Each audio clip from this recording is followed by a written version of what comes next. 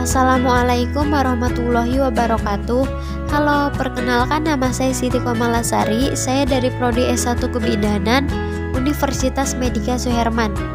Baik, di sini saya akan menjelaskan materi tentang konsep dasar anatomi fisiologi tubuh manusia. Dan di sini ada submateri. Yang pertama, istilah anatomi dan fisiologi. Kedua, pengertian sikap anatomi. Yang ketiga, sikap-sikap anatomi. Dan yang keempat, arah-arah gerakan. Anatomi juga berasal dari bahasa Latin, yaitu ana artinya bagian atau memisahkan, tomi artinya iris atau potong. Jadi anatomi adalah ilmu yang mempelajari bentuk dan susunan tubuh baik secara keseluruhan maupun bagian-bagian, serta hubungannya dengan alat tubuh yang satu dengan yang lain. Ilmu urai yang mempelajari susunan tubuh dan hubungan bagian-bagiannya satu sama lain. Anatomi adalah ilmu urai tubuh manusia, yaitu dasar utama dari ilmu kedokteran. Mengenalkan pada mahasiswa sebagian besar terminologi kedokteran. Fokus anatomi adalah pada struktur, tetapi struktur dan fungsi harus selalu dipandang sebagai satu kesatuan. Fisiologi, yaitu berasal dari bahasa Latin, yaitu visi atau physis, yang dikenal alam atau cara kerja.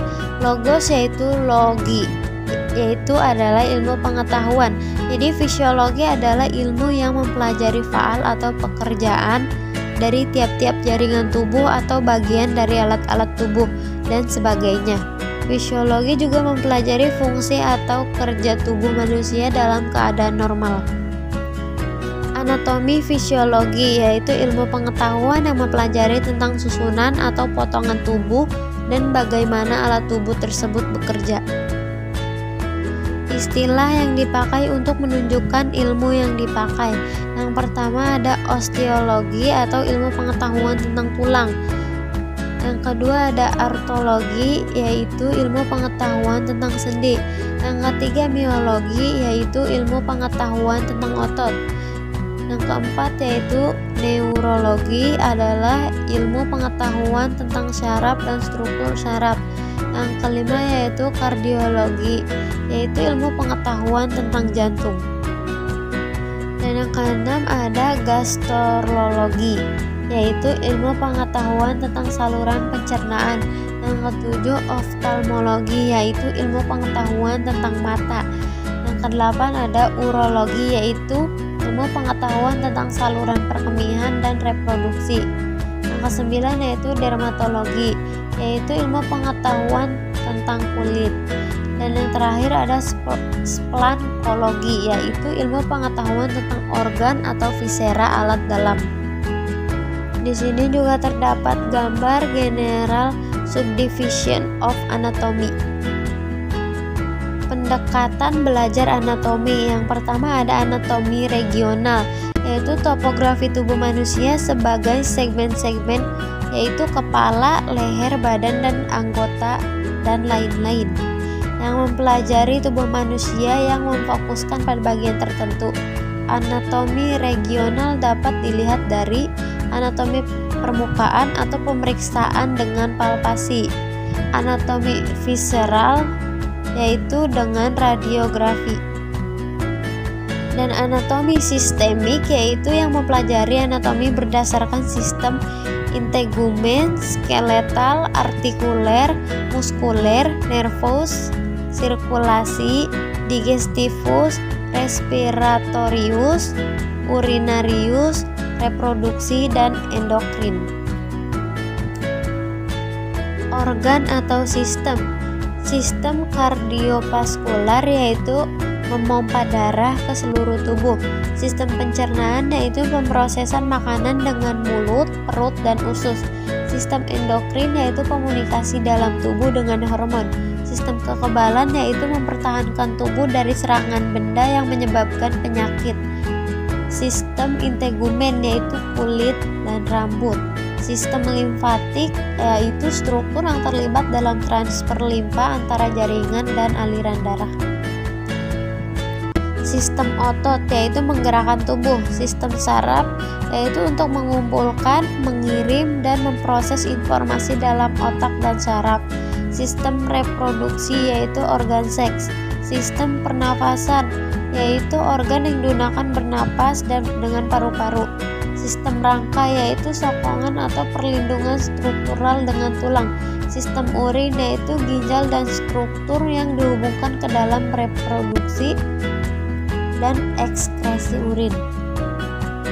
Terminologi anatomi, posisi bidang yaitu median, sagital, frontal, dan transversal. Lapisan yaitu superficial, intermediate, dan deep atau lapisan. Lokasi yaitu medial, lateral, eksternal, dan internal. Arah yaitu posterior, anterior, inferior, superior, proksimal, dan distal. Arah atau kedudukan bagian tubuh, anterior yaitu posterior, superior, inferior, superficial yaitu profunda, medial, lateral, dan proksimal, distal. Di sini terdapat gambar posterior, interior, dan lainnya. Anterior dan posterior. Anterior yaitu depan atau ventralis, yaitu bagian depan tubuh. Contohnya lambung terletak anterior terhadap limpa. Posterior atau belakang atau dorsalis, yaitu ke arah belakang. Contohnya jantung terletak posterior terhadap tulang rusuk. Superior dan inferior. Superior yaitu atas atau kranial, yaitu ke arah atas tubuh yang berdiri atau dekat dengan kepala. Contohnya mulut terletak superior terhadap dagu. Inferior yaitu bawah atau kaudal, yaitu bagian tubuh yang menjauhi kepala dan mengarah ke bagian bawah tubuh atau kaki. Contohnya pusar terletak inferior terhadap payudara. Superficial dan profunda. Superficial lebih dekat di permukaan. Contohnya otot kaki terletak superficial dari tulangnya. Profunda yaitu lebih jauh dari permukaan. Contohnya tulang hasta dan pengumpil terletak lebih profunda dari otot lengan bawah. Medial dan lateral. Medial yaitu dalam atau lebih dekat dengan bidang median. Contohnya pangkal lengan terletak medial terhadap tubuh. Lateral yaitu luar, yaitu yang menjauhi bidang median. Contohnya telinga terletak lateral terhadap mata. Proksimal dan distal.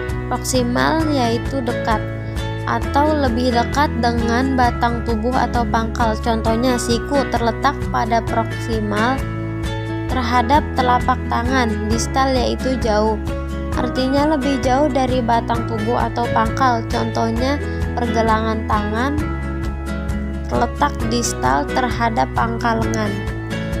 Internal yaitu bagian yang terletak di dalam tubuh.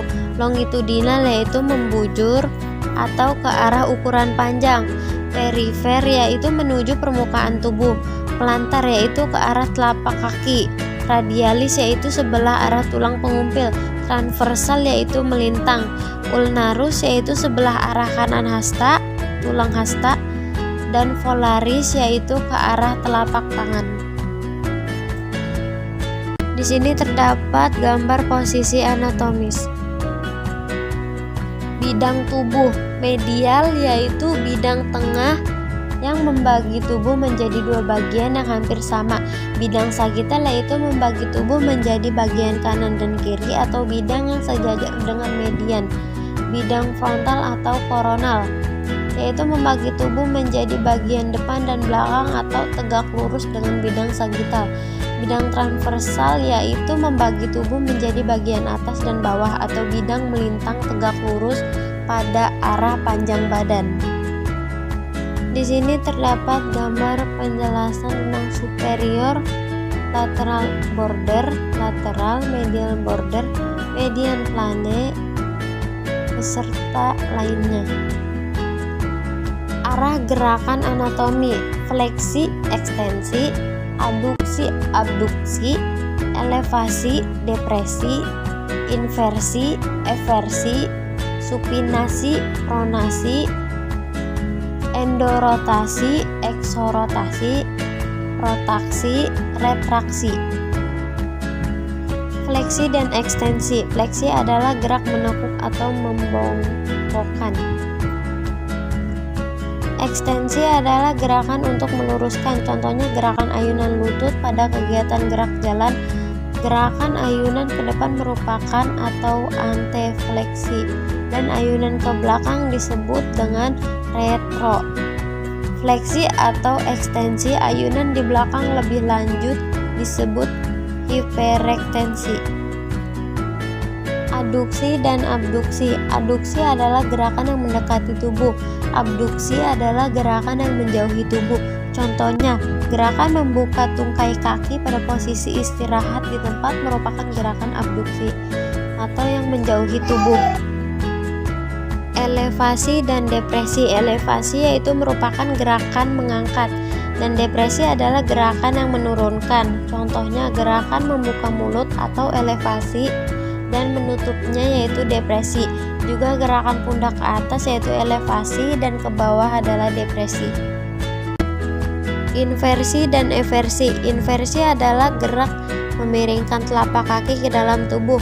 Eversi adalah gerakan memiringkan telapak kaki keluar.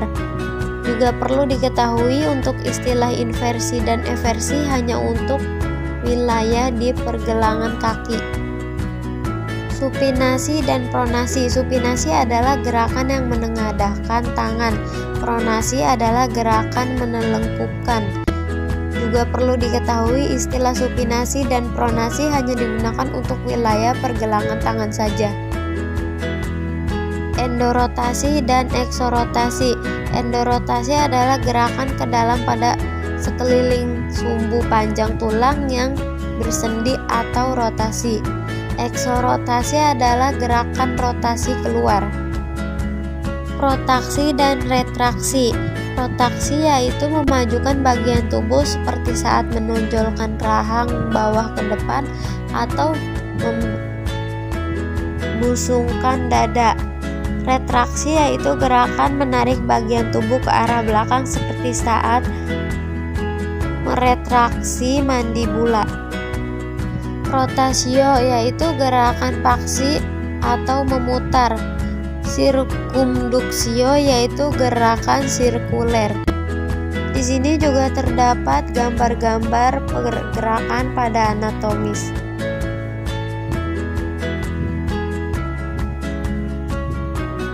Regio atau bagian tubuh. Epigastrik yaitu daerah ulu hati, bagian tengah atas perut. Hipogastrika yaitu bagian bawah perut.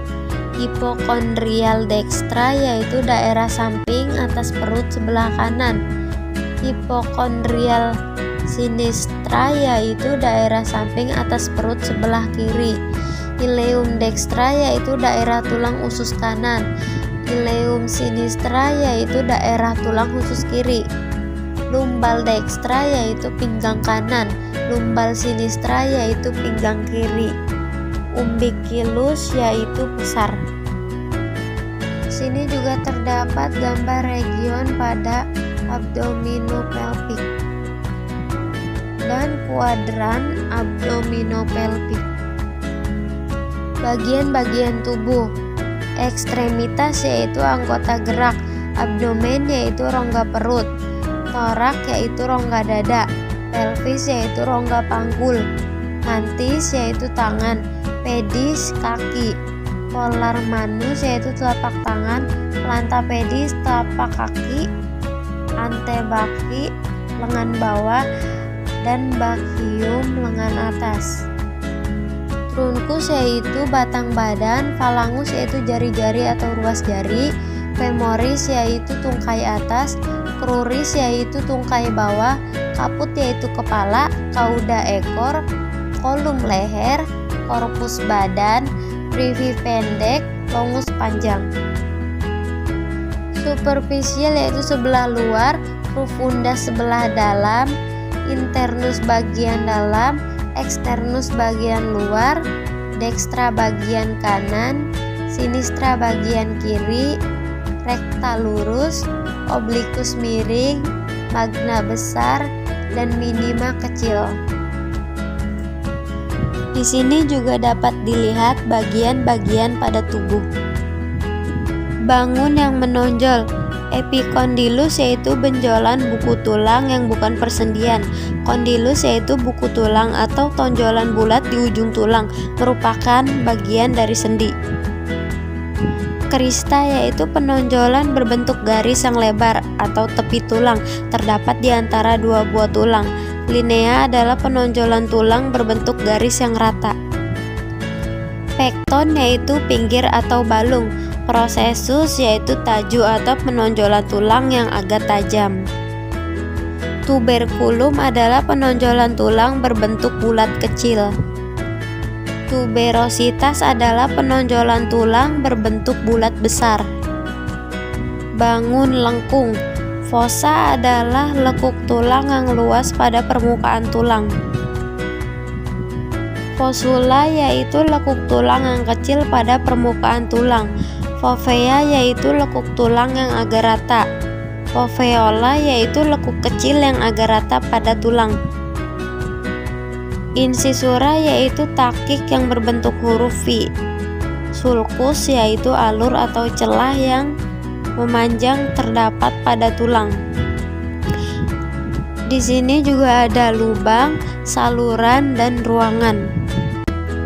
Apertura yaitu pintu atau bolongan. Ductus yaitu lubang atau bulu. Fissura yaitu celah atau retak. Foramen yaitu lubang bulat tempat pembuluh darah dan saraf. Kanalis yaitu lubang berbentuk saluran.